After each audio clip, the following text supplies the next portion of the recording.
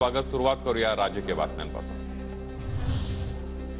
भाजपसोबत गेलं की क्लीन चिट हीच ती मोदी गॅरंटी। उद्धव ठाकरेंचा घणाघात, सोरेन यांना अटक। अजितदादांना क्लीन चिटचा उल्लेख करत ठाकरेंचा हल्लाबोल।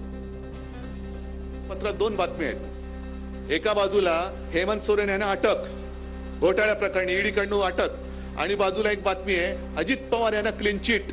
भ्रष्टाचार करा, भाजपात या, कुछ नहीं होगा, मोदी गॅरंटी आहे। मोदींवर टीका करणाऱ्यांचा जनतेकडून सुपडा साफ। घरी बसणाऱ्यांना जनता घरी बसवणार। मुख्यमंत्री शिंदेंची उद्धव ठाकरेंवर टीका। माझा पक्ष तोडण्याची लायकी नाही। डबल गद्दारी करणाऱ्या गद्दारांना लोकसभा आणि विधानसभा निवडणुकीमध्ये गाडायचं आहे। कोकण दौऱ्यात उद्धव ठाकरेंची मुख्यमंत्री शिंदेंवर टीका। आज माझा तुम्ही पक्ष तोडलात, या तुमच्या गाववाल्यांनाच विचारा, माझा पक्ष देऊन टाकला। अरे लायकी नाही तुझी, या सगळे हे जे माझं वैभव आहे ना ते दुसऱ्याला देण्याची तुझी लायकी नाहीये, पात्रता नाहीये। माझ्या या भगव्याला कलंक ज्यांनी लावलेला आहे, छत्रपती शिवरायाचा खरा भगवा काय आहे तो आम्ही लाल किल्ल्यावरती पुन्हा फडकून दाखवूच।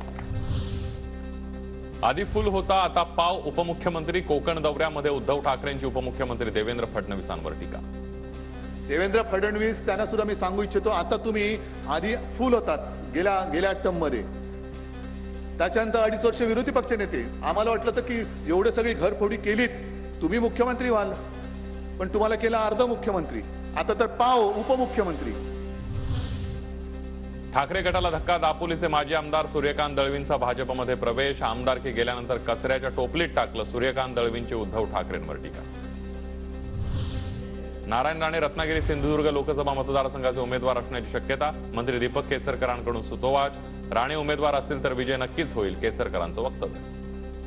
उभे राहिले तरी त्यांच्याबद्दल एक जी आत्मीयता कोकणामध्ये आहे, त्या पार्श्वभूमीवर स्वतः जर ते उमेदवार असतील तर त्यांच्यासमोर कोण टिकू शकणार नाही, अशी आज सुद्धा परिस्थिती आहे।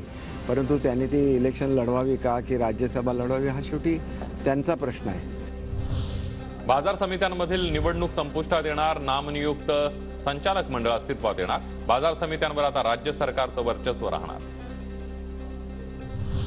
बाजार समित्यांवर सरकार नियुक्त मंडळांचं वर्चस्व म्हणजे काळे कायदे आड मार्गाने आणण्याचा प्रयत्न। शेतकरी नेते राजू शेट्टींची केंद्र सरकारवर टीका।